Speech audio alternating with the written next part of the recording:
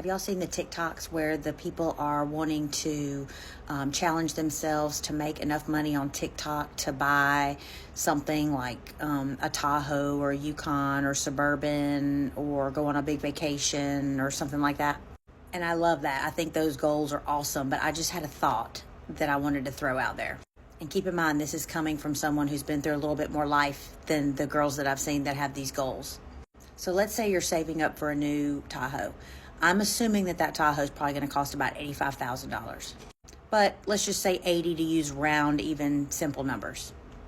So you make $80,000 on TikTok and you can go buy a Tahoe, which is fabulous, and those vehicles are fine. Trust me, I want one. But that $80,000 is also a 10% down payment on an $800,000 house.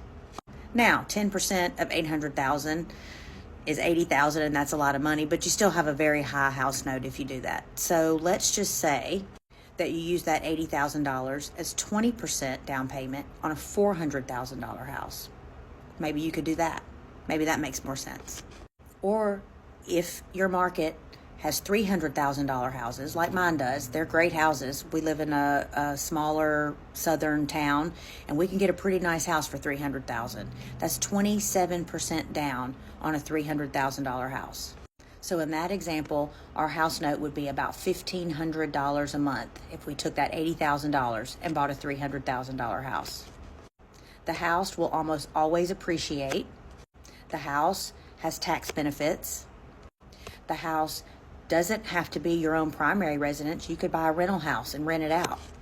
And if the math works and you can rent the house out for a little bit of profit, let's say $500, $600, $700 a month profit above and beyond what you're paying for your mortgage, that sounds like a truck note for a Tahoe. So in theory, you could buy a house with the $80,000 and use your cash flow from that house to pay the truck note on your Tahoe. And you still have the house. The house is still appreciating. And once the Tahoe's paid off, you'll still have the house. So that's just a little something to think about for anybody with extra money. Because at my age, I'm always going to pick the real estate over the Tahoe.